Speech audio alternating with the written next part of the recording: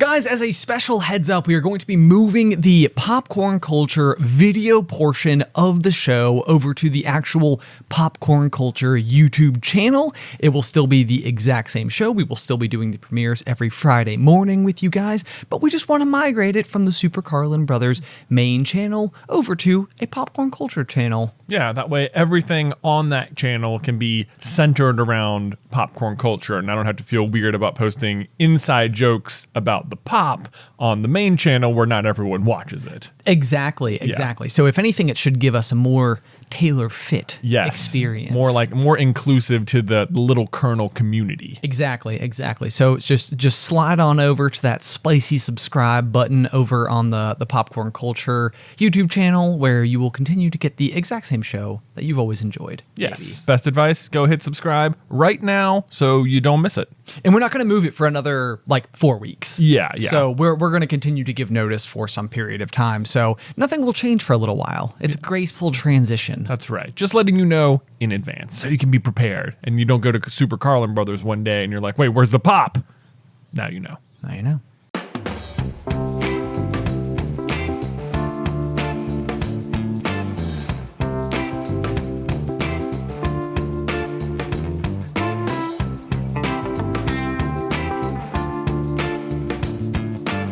What's poppin', everybody? Hello and welcome to Popcorn Culture. My name is Ben Carlin and I am your host. Here with me today is my brother Jay, who will be in every episode. Yes, known as the one true plush host by many. Some would call it the superior host, although I have to say, Ben, I do not feel so plush this week. I was just about to say. Yeah. Yeah, so this past weekend we had fellow GMA member Michael Austin's bachelor party. That we did. Where we went to Snowshoe Mountain in West Virginia, because everybody's favorite bachelor destination is, of course, West Virginia. That's where yours was too. It is exactly where it is. So we're like batting 500 on locale of bachelor parties for the GMA. 50% of the GMA, and then mine was in Virginia Beach and John's was in Durham, North Carolina. So I would say John's was largely inside of a stretch Hummer limousine. Yes, most of it. It was sort of a mobile bachelor party. It was indeed. It was good times. But so, okay, this past weekend though, we were going downhill mountain biking, which you guys have known us to discuss before. This is like resort riding. So you go and there's actually like a chairlift that brings you back up to the top. Yeah. Meaning you don't basically have to climb anything at all. Yeah, you can just sit on the bike and steer mostly. Yeah. Well, there's more to it than that for sure. Yeah. But not that you understand. Not that I understand apparently at all. So go ahead and walk us through it, Jay, because you went down.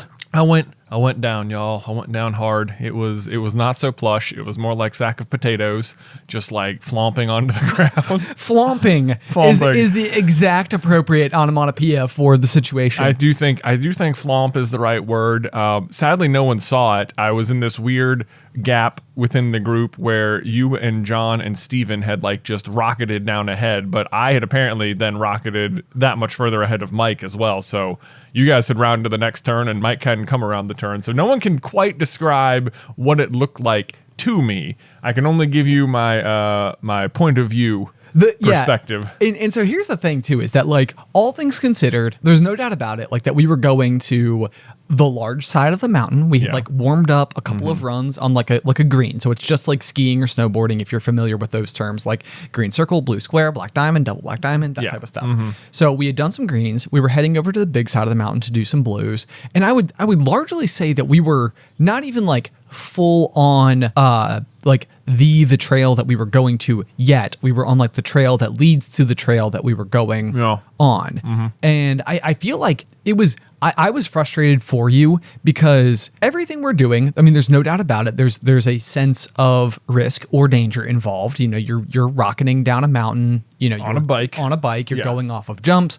If you listen to the pop regularly, you know that we're constantly getting ourselves hurt doing this. But where we were and what was so frustrating about your fall is that we weren't really on like the features of it. Yeah, like the by design jumps and rocks and berms and all the rest. So a lot of times, or in my limited experience with the downhill parks thus far, like you're sort of like that you have the big ski trails that are like the, where you ski during the actual ski season. Yes. And you don't actually bike down those sections very much, but sometimes you have to like cut horizontally across them to get like to the next section of the mountain bike trail. Exactly. Yeah. Just so they've like cleared the land for the ski slopes, but it's trees otherwise. And those trees are where the bike trails are. Yeah. So we're in one of those little in-between sections where you're just traversing across what is typically a ski slope, and its really only purpose is to serve as a connector between the trails. It's like there's nothing that's supposed to be challenging about this part of the trail. Right.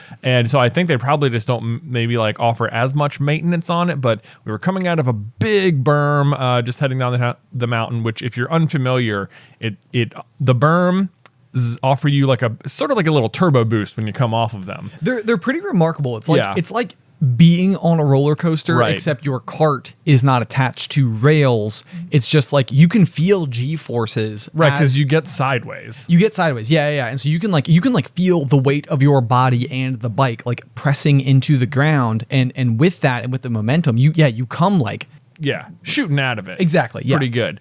So anyway, we're shooting into the ski slope traverse in between area there, off the berm, and there's just this big like sort of ditch in like the middle of the road, which is not supposed to be there. I think it was caused by like water runoff from like the rain. Yeah. Right. It's just like a naturally occurring ditch in the road. And I mean, I just saw it way too late, hit it a little nose heavy. Pretty sure what happened is the bike momentarily like slowed down a lot, which caused my body to start moving faster than the bike, which is a bad position to be in, because then the bike started moving again, nose still down. The nose then hits the ground, but again, my body is moving faster, so I then go past the nose of the bike. Objects in motion tend to remain in motion. Yes. So the problem was my body remained in motion, but for the briefest of seconds, the bike did not, and that made a huge difference. Yeah. Because I just went right over the handlebars. I have to assume I slammed, I think, my elbow into the ground. Fortunately, I was wearing pads. We looked at the pads later, and like my right elbow pad, completely clean, very nice. The left elbow pad, pretty sure saved me from like a shattered elbow, because it was pretty gnarly. It was all but destroyed. And it was so funny too, because not funny, it was sad, but the we were trying to assess your damage, and so like looking at you, I mean, you were covered in like road rash and scrapes and like blossoming bruises and all sorts of stuff. But then the shoulder that you were holding, like when we like ran up and we were like, whoa, Jay's on the ground, it was like completely fine. Yeah, it's I think that one elbow, basically, I think I hit the elbow, which popped my shoulder out of joint briefly. Yeah. Which is what caused all the pain. But in hitting the elbow, I switched to the other side of my body, which then absorbed all of like the road rash and scraping and stuff. Yes. Slash my hip. It's a very weird crash, because I am in pain like on so many parts of my body, like actively every day, every moment since then. But like if I put a shirt on, you can't even tell. I know. Yeah. You look like completely ordinary. Yeah. I look very ordinary right here. I have just the worst bruise on the side of my hip right now. It is gross to look at. It's remarkable. And then there's there's a road rash all over my back and shoulder and stuff like that. So it's, it was only our third run of the first day of riding. I know. And I was done for the weekend, but that was a bummer. But everyone was very cool about it. Everyone just, fortunately, since we'd gone to the other side of the mountain, where I had crashed actually was right next to the very road the house we were staying at was on, which had we crashed just about anywhere else, it would have been a very long trek back to help or anything. So that was lucky. But also the fact that you didn't have a head injury. Yes. Like, this is like having dealt with the small myriad of crashes that we've had over the past couple of months with our riding group. I think that I have become just like painfully aware of how scary hitting your head is. Yeah. And so, of course we talked about it on the pop probably 10 episodes ago now. But our good friend Michael Austin, whose bachelor party we were celebrating, he basically landed on his face going off of a jump. And it was like really, really hard to see. And, like his whole eye was just like swollen shut, and it was like a whole thing. and we didn't have full face helmets. And so like the first thing everyone did after that accident was we all went and bought full face helmets. Yeah. And so, I mean, in your particular fall, it was also the case that the helmet largely did nothing. Well, there were some nicks on it. There for were, sure. yeah. Yeah, but fortunately, I did not hit my head very hard in any way. Exactly. Right, Yeah. right. So I think on the whole, it was kind of like, okay, let's get this guy full of, ibuprofen, some bandages, some antibacterial stuff. Yeah, nothing will turn you into like a paramedic faster than your friend's bike crashing, because suddenly everyone's like, yeah, let's do this and let's patch up over here. Yeah. Oh yeah. We probably should take some classes. Yeah, maybe. Get some proper first aid under our old belts. We did fortunately have a first aid kit that Beth got me as a sort of joke, sort of serious thing for Christmas. We should link it because it is a spectacular first aid kit. We should. Yeah, it was very helpful. We were incredibly. You should have it. You should just have it in your car. Just cause. Yeah, exactly. So okay, so moving on from your bike crash, because we had to discuss it. I mean, it was of course first and foremost. I want to take a hard right turn into a possible realization that I had in the field of cinema and film on the drive home. So, it's a big, long drive home from the bachelor party. That's the best segue I can give you. Okay. So like I'm sitting there and I'm like pondering things, and it's always really funny, like when we're hanging out with some of the guys who don't spend as much time around us in the context of what we do professionally. Yeah. Because I do feel like then these questions come up where they're like, oh, what was your take on this movie, or what were your thoughts on this, or like whatever. And so it's kind of fun because it is like one of these opportunities to like take a piece of media that like maybe we were particularly like frustrated with, or had some like hot takes on, or something like where maybe it doesn't totally fit into how we approach our fandoms here on the Super Carlin Brothers channel, which typically the goal, I would say, is we want to come together around these things. Yeah. Like it is never my goal when we discuss any of our fandoms to try to inject into the divisive nature of some fandoms. Right. Like where some people might be like, oh, I loved this and I hated this. And it's like, you're either on team loved it or hated it, but it's like, we all love Star Wars, right? And it's like, and oh boy. Yeah. So, but you know what I'm saying, right? I know what you're saying. Yes. Nobody hates Star Wars more than people who love Star Wars. Yes. But like one topic in particular that I think has gone round and round and round and round and round and round and round is The Last Jedi. Oh boy, yes. So, and I'm gonna tread with caution here. Like, again, I want to be clear. My goal is not to try to separate our unity here as a collective. Yeah.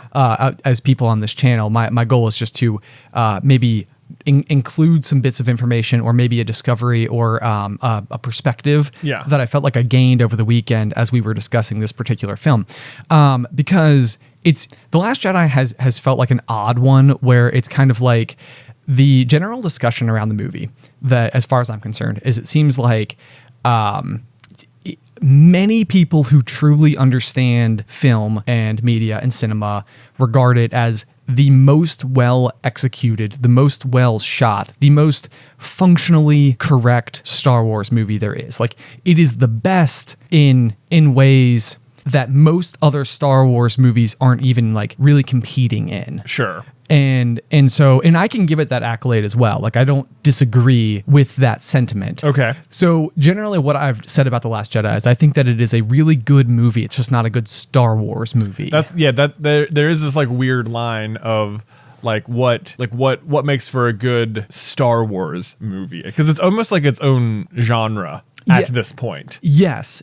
And so I have two thoughts here. I'm going to start with one of them, and that is like, there has been a really big discussion that I feel like has existed, especially with the new Marvel shows that are coming out, which is this idea that like the show is meant to be enjoyed on its own. It is not intended, like, yes, it will be a part of the greater universe, but let's treat it as its own thing in a vacuum. How well does it tell a story start to finish? Right. And so I think that like when you look at something like WandaVision, for example, where, we know Doctor Strange and the Multiverse of Madness is coming, and we know that there's been rumored discussions that all of the other Spider-Mans are going to be in the next Spider-Man movie. So it's like there's lots of stuff kind of like bubbling around the surface as to this thought of like, is WandaVision going to be the thing that sets up the break in separate realities? Right. In terms of like how all of a sudden are we going to start pulling these characters from every which way?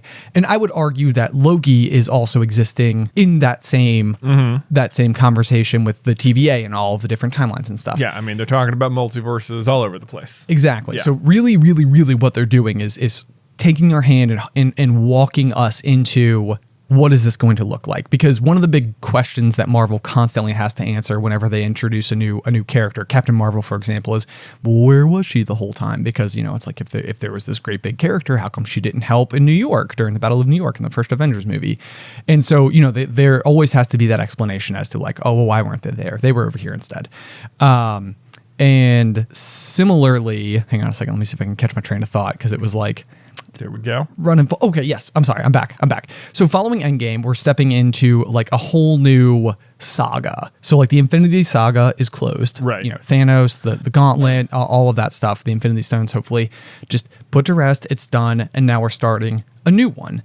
But as we introduce all of these new characters who are going to comprise the significant players of what will eventually be the new Avengers, the new like big group movies like Civil War, where you start seeing people from every which way, you need to start telling these stories and being like, hey, there's this new person, or there's this person who's been around, or whatever the case may be. And again, attempt to answer the question of like, well, where have they been? And so I think the multiverse in a lot of ways is a really, really, really solid answer to that question, because it's like, okay, where was I? I was in a different universe altogether, but now I can tell you need me here because this universe is the sacred one, and this is the one that we have to protect in order for all of the other ones to continue to exist and blossom. And then when things are over, I'll go back to my camp and you guys will continue to guard this place. Okay. Right? Like, so that's sort of like my thinking of it. But when you have something like WandaVision, you also have an audience of people who have all come to expect grand ramifications from every new piece of media that we get.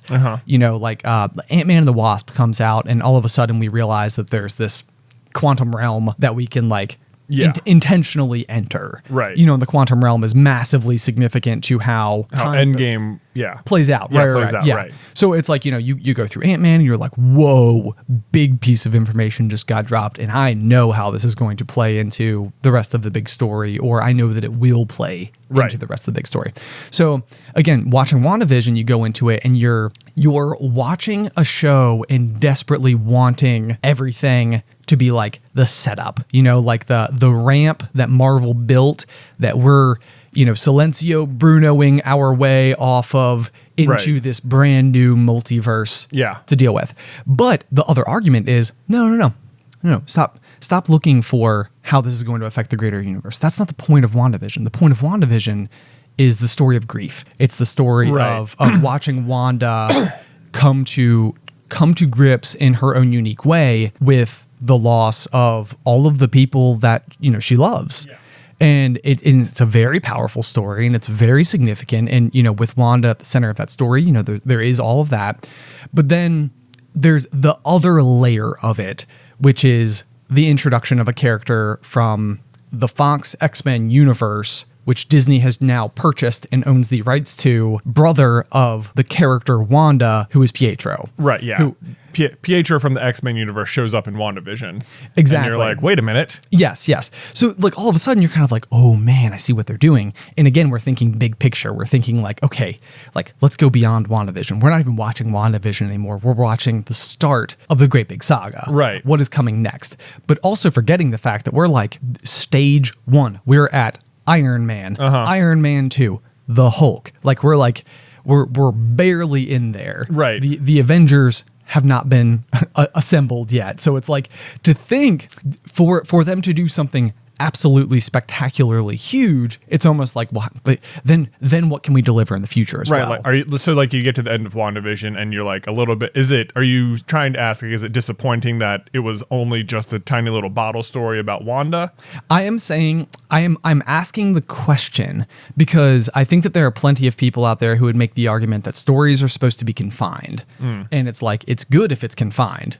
How does it work as a standalone? Well, I don't want to like, this is an interesting topic for you to bring up on today of all days. Yeah. Because I think there's just I don't think you've seen a certain show yet. And wondered whether or not. Yeah. Okay, so I don't know how to weigh in on Loki, but you do.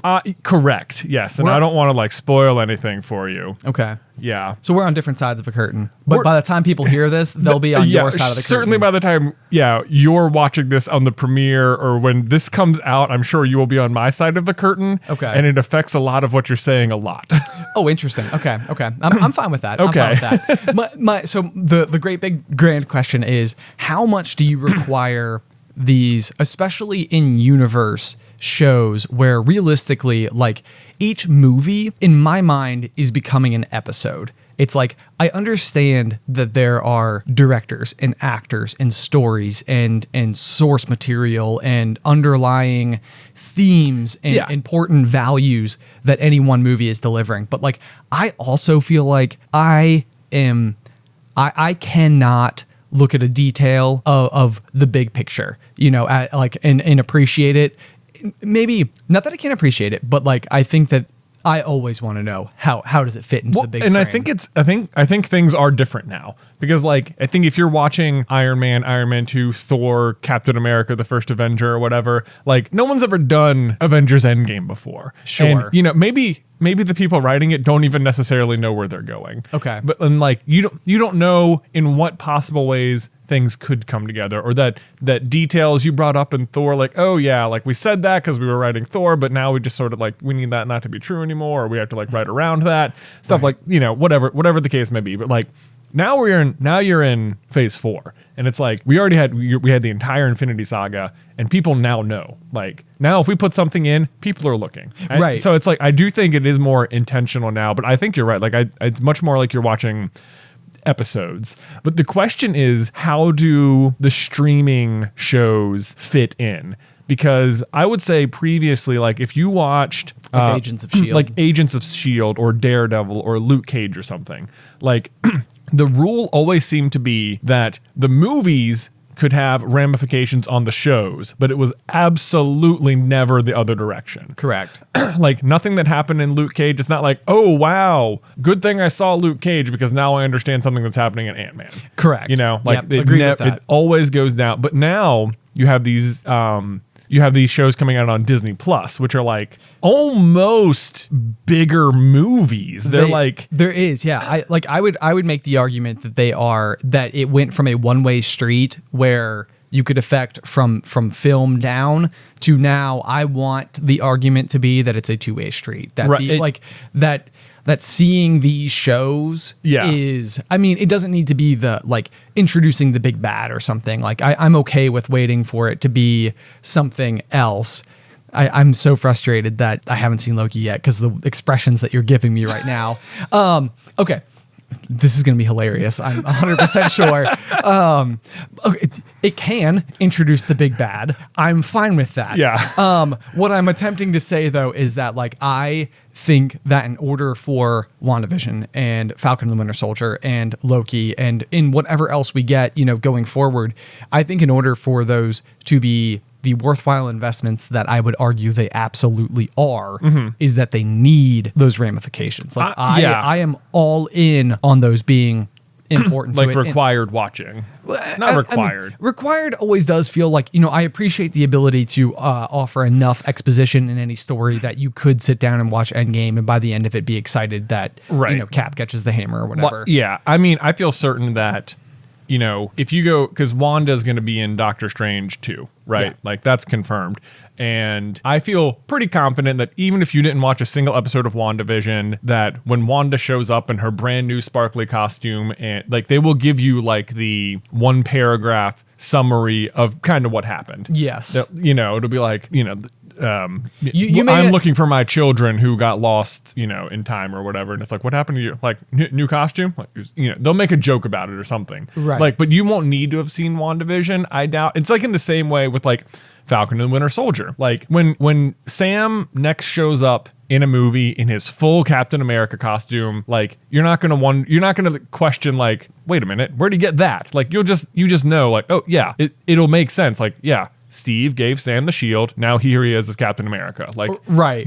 But if you want to go back and see the in between, like the backfill, it does exist. Yes. So there is that, and I think that's probably how like WandaVision and Falcon and Winter Soldier have mostly operated thus far. Okay. I am not so sure about Loki. Okay. Yeah. Okay. Reasonable. Yeah. I like to think of it almost as like a two-way mirror, but like it's you're the person who's looking at the mirror, and if you're just watching Doctor Strange and Multiverse of Madness, you will be able to see yourself looking back at you, which is the purpose of a mirror. And I feel like watching these shows is understanding that it's a two-way mirror and that there's something else behind the mirror. Oh, wow. That was quite a metaphor there. Thank you. Thank you. Just thought of it as we were talking. Well, just because you bring up mirrors, let me take another hard left turn. Oh dear. Yeah, because we were like blowing our minds last week discussing mirrors and how the mirror versus you was like, it's their left hand, but it's your right hand. Were if you we like, wrong? no, absolutely no. That's absolutely correct. Oh, okay. You know, if you're staring in a mirror,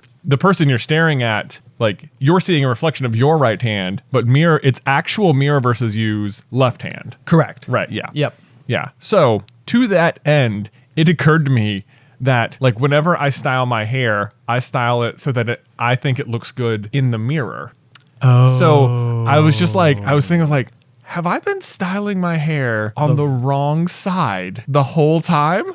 Like it was like blowing my mind. I'm like, because I think I want it to look like how it looks in the mirror. But it occurs to me now that it's the opposite. It's on the other else. side. Yeah, it's like everyone else is seeing it on the other side. I'm like, oh no. But this is where I almost think that like you're wrong. Like you're right by being wrong. Like what looks good to you in the mirror is like what it's like I don't know how to explain this.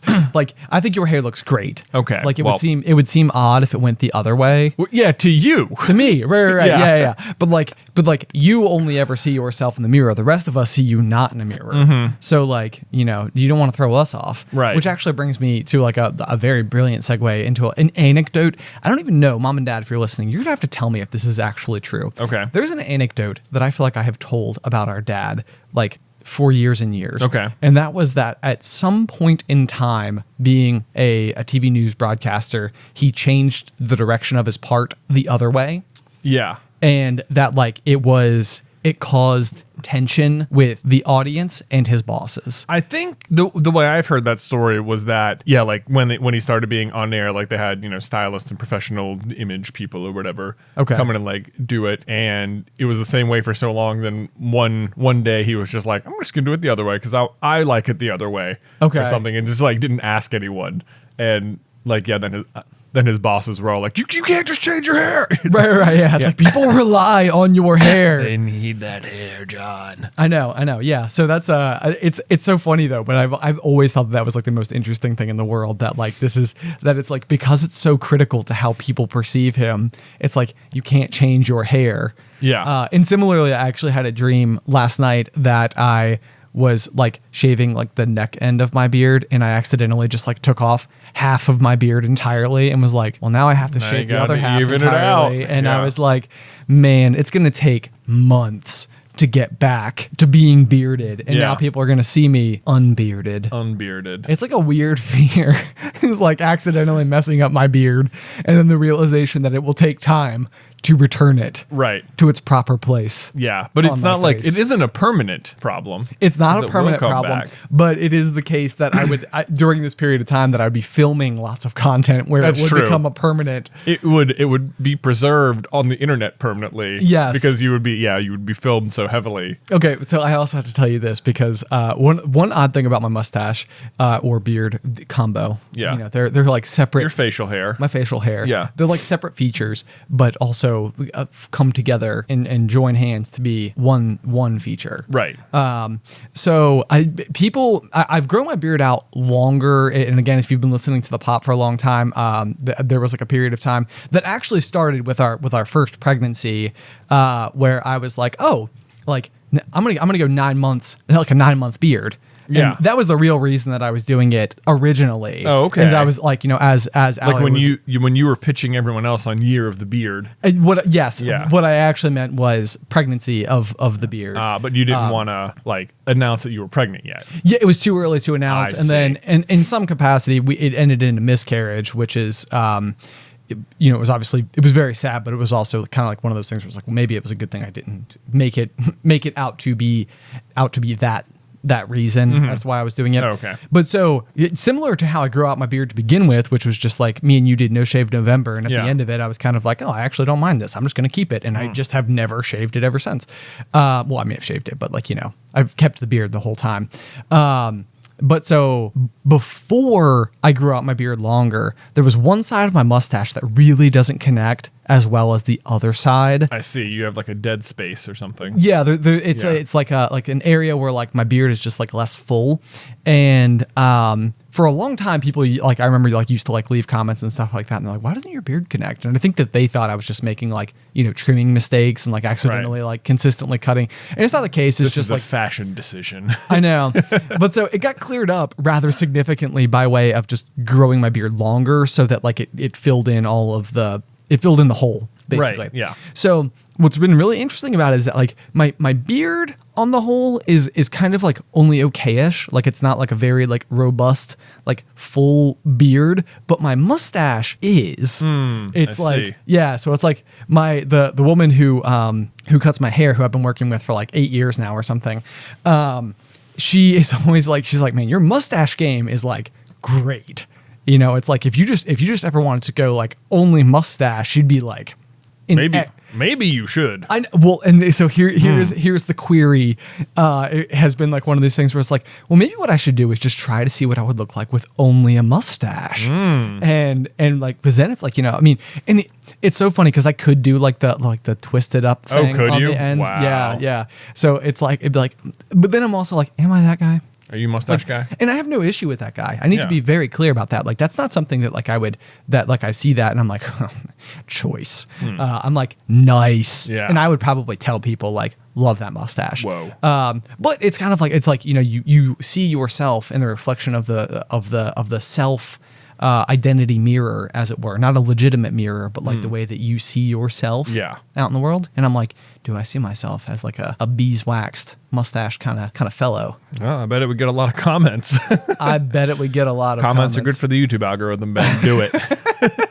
All right, leave a comment if you're in on this plan. Also, I absolutely cannot do it until after Mike and Sammy's wedding next month, because they would murder me. Can't do that. Yeah. Remember when Ben tried out a mustache for a week?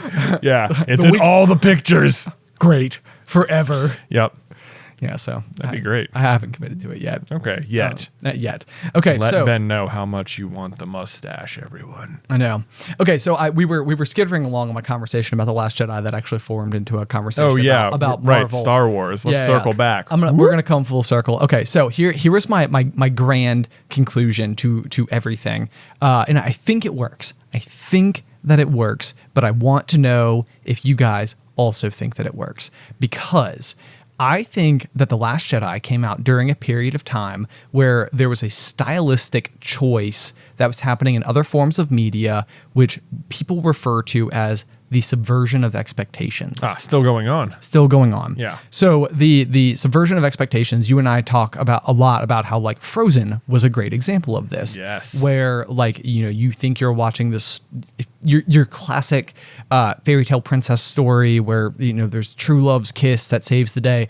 And at the end of the story, what actually happens is it's on a sacrifice, like the familial, the sibling love. Right. That is the act of true love that actually like saves everything. Right. It's not romantic love. It's not romantic love. Yeah. And you're like, and I think it is so well executed. It's that, and then it's the Hans reveal as well. Right. Because Hans in every other movie is just actually the prince who saves the day. Right. And they get it twice, because like you think it's Hans, and then you're like, oh no, they tricked me. It wasn't Hans. And you're like, that's okay, because it was Kristoff, but then it also wasn't Kristoff. Yes. It's a double whammy. It's a double whammy. But so what I want to identify about this particular execution is that I think that it is a really good execution of the genre that is subversion of expectations. Oh. See? Okay. Okay, so it's not, if you call it a genre, all of a sudden, it doesn't just mean that subverting expectations is a good thing. It's like,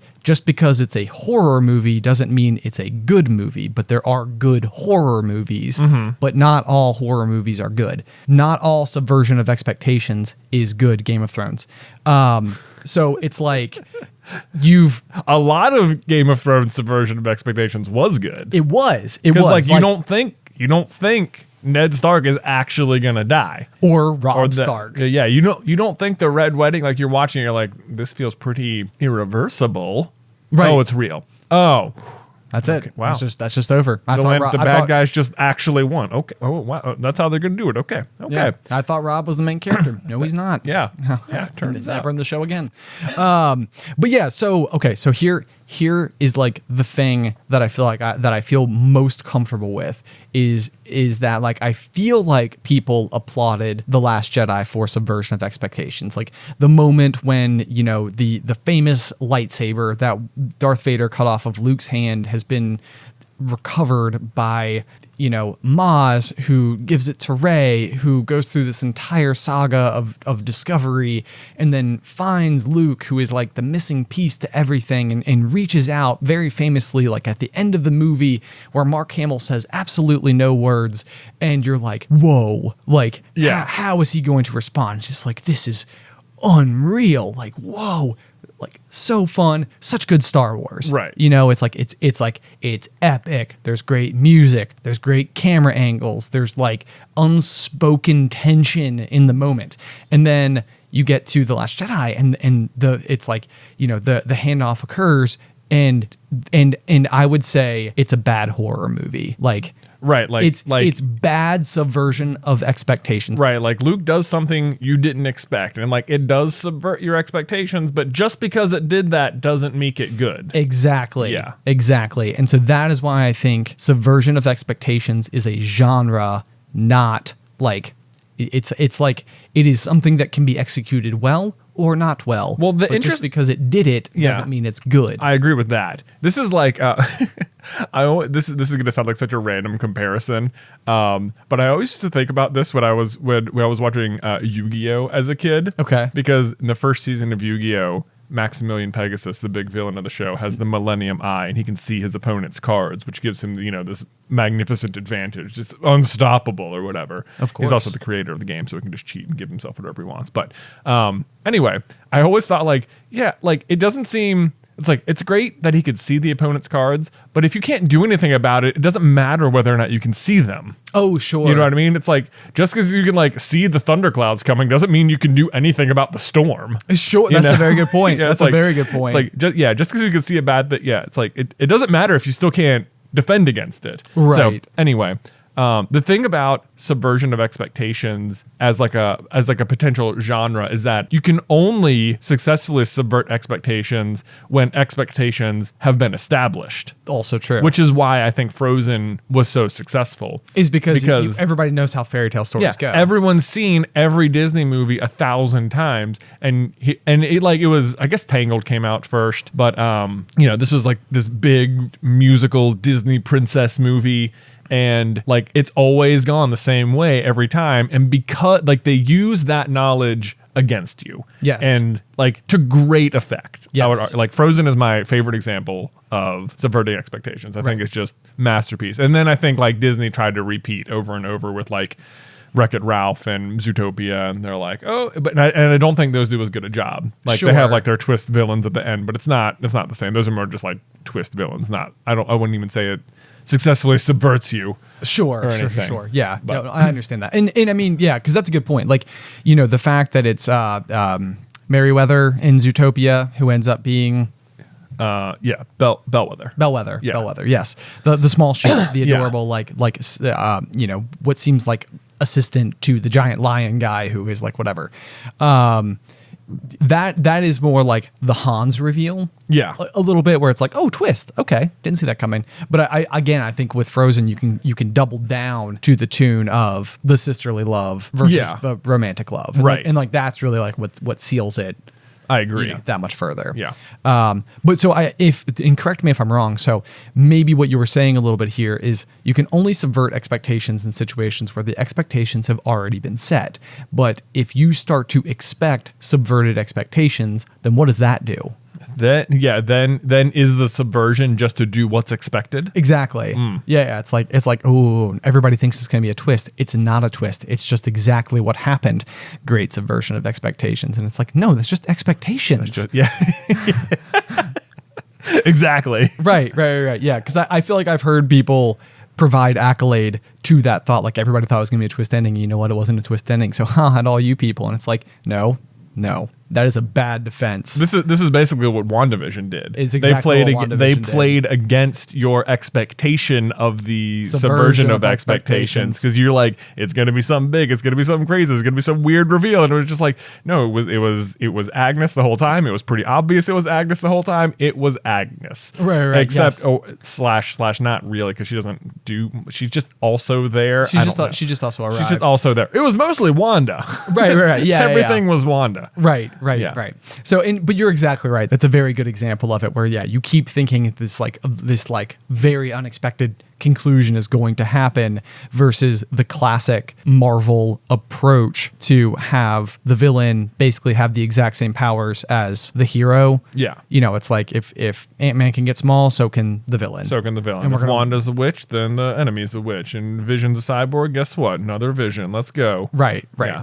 So you're constantly watching that unfold. The thing that I've been very curious about with Loki the entire time is the fact that he is a trickster, and it's strange to think of being a trickster as a as a power. Yeah. But it's like, oh my gosh. Oh, the mind games it plays with you as the viewer. I know. Yeah. It is actually a rather unique power to anticipate, like, what would the foil to trickster's power be other than an even better trickster? Right. And is like Loki's, like, and of course I'll know by the time anybody else is hearing this, but is it him overcoming his trickster nature and no longer being a trickster? I don't know. I need to, though. Yeah. Don't give me any visual clues. I won't tell you anything. There you go. Yeah. So anyway, subversion of expectations. I'm out. There you go. So wait, so where do you land on The Last Jedi then? Oh, I think it is a poor execution of. I think Last Jedi is technically good for so many reasons. I think it's a version of expectations. Fails in terms of genre. Mm-hmm. Fails. I think it's bad. I think the fact that, like, Leia flies through space is not good. Because especially even with where the story ultimately ends up going, like. When Kylo Ren kills Han Solo, the big thing to me in The Force Awakens is like you believe what happened there is Kylo Ren killed his father. You know what? The Leia thing is a great example, because Leia otherwise dies within like the first 20 minutes of the movie, I think, or like when she gets blasted by Kylo Ren into space, or not by him, by his other cronies. Oh, yes. Right. Yeah. She's like off floating in space, and like it happened so early in the movie that, like, had they just let it happen, that alone would have subverted my expectations. Like, oh my gosh, they killed off big guns real early and like let it happen. Like, that was insane. So it was like, I was almost like, obviously I was really sad that I thought the character was dead. Of course. Like, no way. But like at the same time, then when she was like back alive, I was like, oh, are you kidding? Yes. Like, yes. Yeah. And let me tell you, and I thought it was going to work perfectly. I thought it was going to work beautifully, because it's not Kylo Ren who ultimately pulls the trigger, right? And so if you go back to the Han Solo moment, you have this situation where they're talking to each other as father and son, and it's like, he's basically like, help me, Dad, like, help me. And what ultimately happens is the lightsaber turns on, and you're sort of like, like, did he like manipulate him? It's a great ambiguous situation. Like, yes, did Kylo Ren like deceive him into like letting him get close with the lightsaber, or was he genuinely asking for help? In which case, Han pressed the button, and if because in my mind it's like, if Han presses the button and Han is looking at him and he's like, I understand, like, I have to sacrifice myself because you have to kill me, and the only way for you to continue doing good is for everyone else to think that you killed me. And it's like, I am with you. I have your back. I will press the button. Right. You don't have, this is me. My death is me supporting you, Right. not you turning your back on me. And to me, the way that I see Kylo Ren as a character at that point in time is like he effectively can't turn to the dark side because the only thing that he could have done to do that, To like fully go like from 99 to 100. to 99 to 100, is to kill his father. Right. Or to kill one of his parents. Right. And then ultimately, that's the same thing that happens. So you're in this like air raid situation. He's got her on lock. He can press the button. They're both sensing each other. And it's like, he doesn't do it, but then someone else does. And it's the same situation as Han. It's like the bad guys shot themselves in the foot because now the only other remaining opportunity that he could have gone to, the lengths he could have gone to have like made his commitment to the dark side, has also been taken from him. Right. And so it's like Oh, you know what you could have done? You know what you really could have done? lay it on me. I will lay it on you. Oh, wow. Was have them having that connection and then have her make one of the other pilots pull the trigger. Yes. Yes. Yeah. That would have been good. That would have been it right there. Especially if there was like a small gesture, because we don't know that Leia is force sensitive yet. Like, Exactly. That she could have made that ultimately, like when you come back and watch it knowing that she is force sensitive, you're like, Yes. she, because that's what you'd be like. Wait, was that? Did you? like if she like kind of lifts her hand and like you know like almost even like does like a joystick movement or like a press of the thumb or something. Well, because you've seen her you saw her feel Han's death from afar. Yes, there's some amount of force sensitivity, and she sort of talked to Luke in Empire.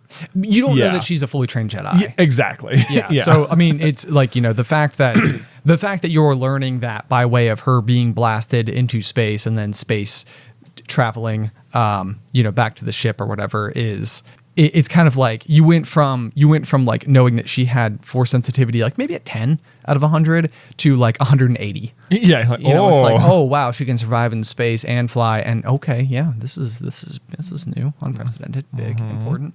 So anyway, that's where I land on it. And I mean it's like one of those things you can go round and round and round all day, and it's just a question of like what is important to you about cinema, what is important to you about Star Wars. Oh, I know. This is like what's when you ask like what's your favorite Star Wars movie? It's such like a hard question. Like even when we do the reviews, we have to like give ratings. It's like, what is the rating about? And like for me, it's typically just like, how much did I enjoy this movie? Yeah, not like what is the cinema quality of this? Well, and we're not qualified to make those decisions. Sure. Like, I mean, that's what it really comes down to is, I mean, we have not like worked film sets. We're not, we've studied movies. Actually, Ben, let me just say that I have worked on a film set. And I want to bring this up because someone in the Reddit posted that they remember me mentioning that I worked on the movie Lake Effects starring Jane Seymour. Nice. And it turns out in 2020, Jane Seymour starred in a movie called, wait for it,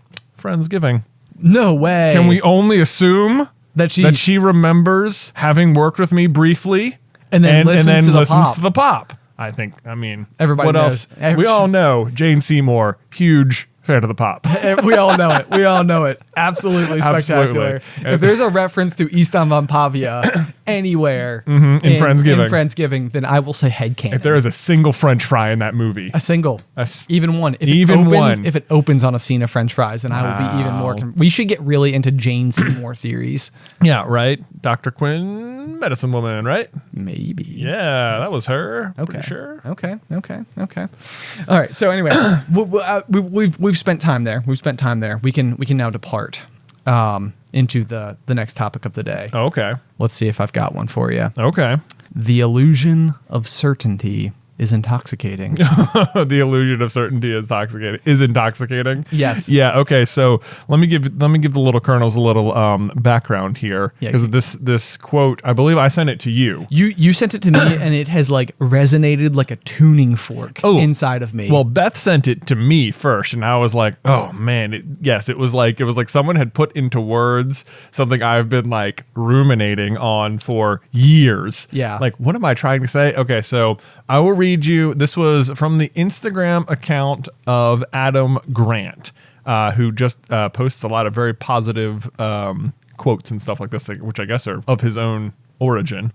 Maybe, hopefully. I think so. I think they're all. At the very least, we will give credit as far as we know how to give credit. I think this is an Adam Grant original. I think he's like a psychologist or something. I don't know. He has a lot of followers, and I've been enjoying following him on Instagram. So anyway, here's the full quote. Give it to me.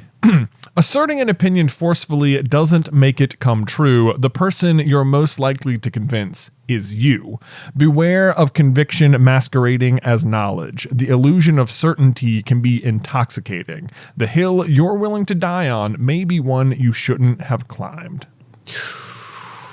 Yeah. Such powerful stuff. Oh, no, I was like, that is all just exact. That's exactly it. And this is, so like, I've had gripe with things for a while. I think, when I see folks post, and not that I am ever upset that someone's advocating for anything, but if they're advocating with like a raised voice, typically, is like where I draw the line. I'm like, I think that you are now officially only speaking to people who only agree with you instead of speaking to people who, at the very least, I would argue you are creating the illusion that you are attempting to speak to them, when in reality you are not speaking to them, because nobody ever changes their mind because they were yelled at. Right. Well, that's the front half of that quote, which is the person you're most likely to convince is you. Yes.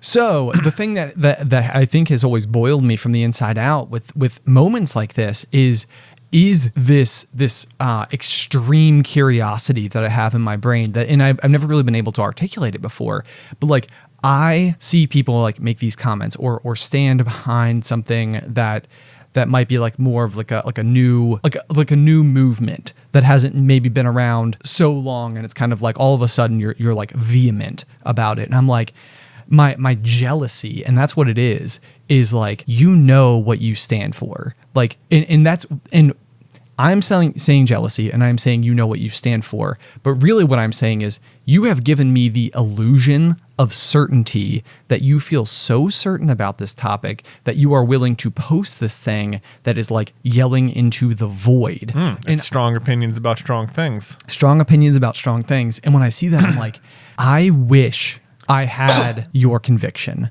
Like, I wish I knew that, like, I could see that and have absolutely no questions and know that it is 100% the right thing, which is, from my perspective, the only scenario in which you would be sharing something like this is because it is hardened facts. Like, it, you believe it, you are like so well equipped to have made this statement. Mm-hmm. And so one of the things that I know that you know about me, because it comes up constantly, is that, like, I am always asking these like great big giant, what is the meaning of life questions. Yeah. And I think that depending on the person who's listening, these conversations are either fun and engaging or incredibly stressful. Yeah. And I think that, like, sometimes it's like, why are we trying to tackle this question? This is not like an answerable question.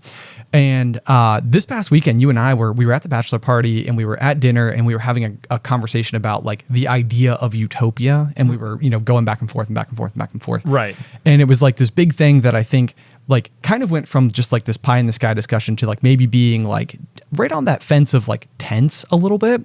And so walking away from it and like really spending time thinking about like, why am I asking these questions? Like, what am I trying to accomplish when I'm asking them? Like, what, because it's like, I know that I'm curious, but I've never really known why I'm curious. Like, what is at the core of all of it? Right, because like from the outset, it doesn't seem like there's like it feels like from the outset, even there's not like an obvious answer. Yeah, right. And so most of the time, what I'm genuinely trying to do is to learn. So my general belief would be that if you were to take 10 people and be able to combine all of their experiences into one consciousness, that you would have a person who is now super powered, because they would have knowledge and perspective and all of these things that would fill in so many gaps that exist in my own existence. Or would you have a camel? You might have a camel. You might, like, where there's a lot of competing ideas. But I think in a lot of ways, the question is the answer. So my question is, what is at the core of all this? Why am I like, where is this curiosity spawned from? Like, what am I trying to accomplish with asking all of these things over and over and over again? Like, what is the meaning of life? What is the most important thing? Like, all of this stuff. Getting like very Hitchhiker's Guide to the Galaxy here. Maybe. What is the answer is 42. Yes. What is the question? Right. The question is the answer. Well, but for me, what it is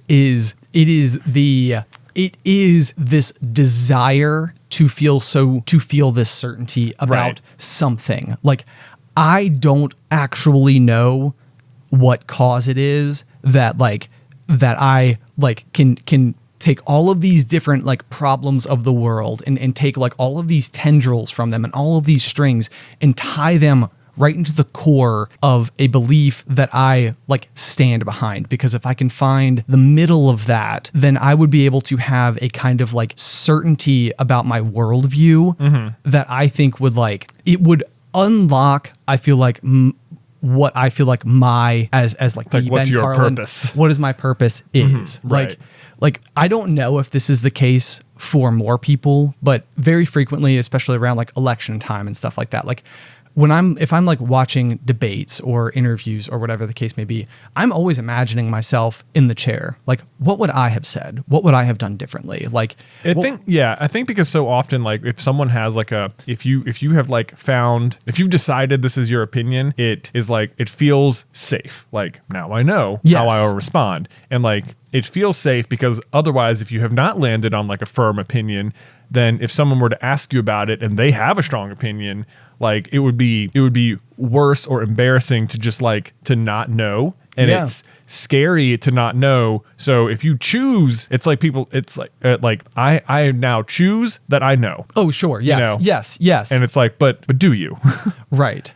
And so that's kind of like the thing is it's almost like, if there was like a giant like battlefield where there's like your side and the other side, and the other side has this giant like being in the middle that is able to send down like little infantry troops in this giant circle all around it, and my side is going and fighting their side in all of these little things. But at no point in time do I ever realize that I'm supposed to go and attack the guy in the middle who's spawning all of these other opponents. Does that make sense? So it's like, if all of these different issues are existing out on the fringe and nobody's ever focusing on the core, then it's almost like, are we all just being distracted from progress because nobody actually knows what to pay attention to? And the thing that you as an individual pay attention to is the thing that you are most emotionally attached to. And so I'm not expecting an answer to that question. Right. Like, that's not something that I think someone could answer, or whether or not it's even true. I bet people are offering up answers. Someone probably is.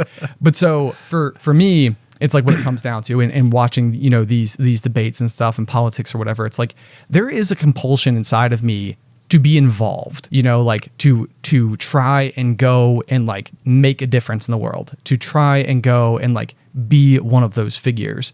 But it's like, it's like if I could find the answer to these questions and get to that core of everything and could go and firmly believe in what I was doing, then I would sign up to run for office tomorrow. Really? Tomorrow. Like, it would be like, let's go. But like, if I were to go and sign up to run for office now, I genuinely wouldn't have something that I knew I stood for. It's like there's not something like where I feel like I have the solution. So like all I could do is go in and at very, very best attempt to be a voice of reason or let other voices be heard. But like, even that is not a strategy, it's, and I feel like, if you wanted to make it not so big pie in the sky, like existential or whatever the case may be, it could literally be even the same reason that like, I don't like to go and play board games, is because it's like, I can't look at the game and figure out the strategy fast enough to where it will be compelling to me to sit down and be like, okay, I'm centered. I know what I'm trying to do. I know what I'm going to accomplish. And all of my decisions revolve around the same strategy. And that strategy is strong. And it's like rooted in knowledge, like that it will work.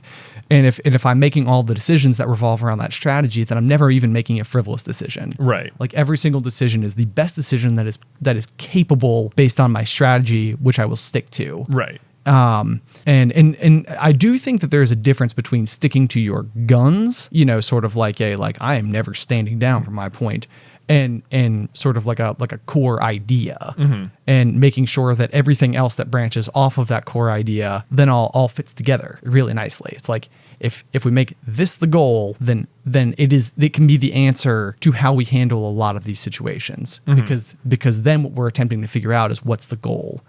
And so most frequently I will ask questions and ask questions and ask questions. And really what I'm attempting to figure out is what any other person, any friend that I have, anybody who will talk to me is, what is your perception of best case scenario? Like, what does that world look like? And it's why this whole conversation started, is because we were talking about Zootopia, and it was sort of like, what does that look like to any one person? And it's subjective, you know? I mean, and it's also, I mean, maybe not everyone is actively trying to achieve that. Right. Yeah. Exactly. Yeah. And it's hard to, I mean, me and you talked about this a little bit after the discussion, and in some capacity, there's like that thought of like, am I just going and trying to empty the ocean with a teaspoon? Right. And it's like you're trying to make you as the teaspoon attempting to make change on the ocean is like, it's like that isn't something you should dwell on, because no one person can ever drain the ocean with a teaspoon. Right. It is, you are physically incapable of doing it. Right. Or even making a dent. I mean, the entire population of the Earth could take teaspoons to the ocean and not make a dent. Exactly. Yes, yes. You can't. There's nowhere to put the water. Right. The water's going back. The water's going to go back. Yeah, because it takes up more than most of the planet. Right. Where's it going to go, guys? Right. we can't just put it into a big mason jar. Right. So, in a lot of ways, like I think I gained some perspective over the weekend to the tune of like why people might be hesitant to have these conversations with me, because maybe you're asking them to try to empty the ocean with a teaspoon.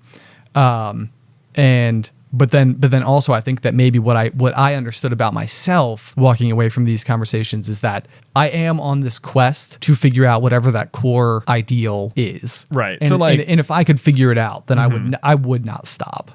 Well, so you need to maybe stop trying to empty the ocean with a teaspoon and just like take a jar down and keep the water with you. Right. Yeah. Oh, that's a good way. This is my important water. And I will do everything to keep this water safe. Do not mess with my jar. I got a jar, Dad. I'm gonna get a mason jar of water. Ben's water. Ben's purpose. Ben's purpose. There you go. Oh my goodness gracious! Whoa. I want to know what would be in everybody else's jar. What's in your jar of purpose? Oh my god! What a great! That sounds like the name of your book or something. It does. Man, maybe that should be your new purpose, right? The jar of purpose. The jar. My brain is being shattered over and over and over again in this conversation. Glad I could help. Thank you. Why don't we make our way to the door of today's episode with a nice corny joke? Oh, I would love it. Okay.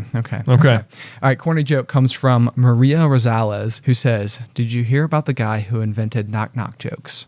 Hear about the guy. I feel like who's there is what I'm supposed to say, but I don't know. That is incorrect. Instead, it's he won the Nobel Prize. Oh, I get, because that's hilarious. No more doorbells. Would the advent of the knock knock joke qualify as Nobel Prize worthy? It's like, I mean, who doesn't know about knock knock jokes? No one. You're never like knock knock. People are like, what are you doing? I don't understand what comes next. Yeah. Is that a setup or? It's iconic. So actually, this is. I'm gonna. Maybe we can branch it back to Marvel just a smidgen here, because I actually do have feedback on this. We've talked before about the Academy Awards having a category for like cinema that was just. What? I'm remembering a very old episode of The Pop and my favorite knock knock joke. What is it? So, okay, ready? Are you ready? Why did the chicken cross the road? To get to the other side. To get to the idiot's house. I don't remember this joke. Knock knock. Who's there? The chicken. Holy buckets. Now that was good. Right? Ethan, I hope you It's a twofer. I hope you added a laugh track. Yeah. because that was good. That's my favorite one. Man, I feel like I was just gobsmacked. Yeah, you were just got. I was just got. Okay, so anyway, like I was saying, more importantly, is we talked at one point in time about Academy Awards and whether or not there should be an award for something like Avengers Endgame. Like, I agree, it's not necessarily the picture, it's not the movie that should win Best Picture. And probably it was nominated for, editing or sound or something like that. Like, surely there's something for it. But I'm thinking of it as the entity that it is, which is, I would argue, a significant piece of media. It's substantial. It probably changes many things. It is the result of over 10 years of merging stories, world building. It's a remarkable feat. And so what I've discussed before is like, should there be a category for like most entertaining film? Best blockbuster film, something like that. And I've decided that I don't think that either of those things are. I just think that quite literally, and this goes back to Snow White and the Seven Dwarfs, which also did not win an Academy Award because the year that it came out, there was no Academy Award for Best Animated Picture. And so it would be like, there's not a category for this, despite the fact that it's a remarkable feat, again, in media. And so the following year, they basically created a special Academy Award that they gave to Walt Disney that was one big Academy Award with 7 smaller Academy Awards next to it. And that was like his trophy as like a piece of recognition for Snow White and the Seven Dwarfs. Right. And so that is my conclusion, is I think that Avengers Endgame should be given an Academy Award for like achievements in cinema. Special significance in cinema. Right. And that's it. It's not a category. You don't vote on it. It's just like, there's no way to ignore the importance of it. Right. Like whether you think what it did for cinema was a good thing or a bad thing, like it happened. It happened. And it was big. Yes. And it is a turn in the road. Yes, exactly. Yeah. And so it's like they don't have to have them every year. It could be one of those things where maybe there's a movie that people perceived had this level of significance and should have earned one, and they would now be able to just fall into that happy little category of snubbed films, snubbed actors, which is already a thing. We already have that, whether or not you didn't win, whether or not you weren't nominated. And so it's like, oh man, they totally should have earned the Special Achievement Award. And so that's my answer to that big question. I think we asked them like maybe the first like 15 episodes of the Pop. Okay, yeah. Is I would give, if I was a member of the Academy, I would give Avengers Endgame this award. Okay. Awesome. Me too. Let it be known. Okay. There we go. Otherwise, guys, thank you so much as always for tuning in. Be sure to let us know what you would put inside of your jar of purpose, because now I need to know. Any responses that you want to send via email, you can send to popcornculturepod@gmail.com. We're also over on Reddit. And as an additional reminder, we are going to be moving the Popcorn Culture video portion over to the YouTube channel, Popcorn Culture, very fittingly from the Super Carlin Brothers. That's going to be a slow transition over the next month or so. So you've got plenty of time, but if you'd like to go and check it out, and please subscribe over there. We will continue to have the same show, the same interaction that we always have, just in a new happy home. Just different spot. Otherwise, guys, until next week. Pop.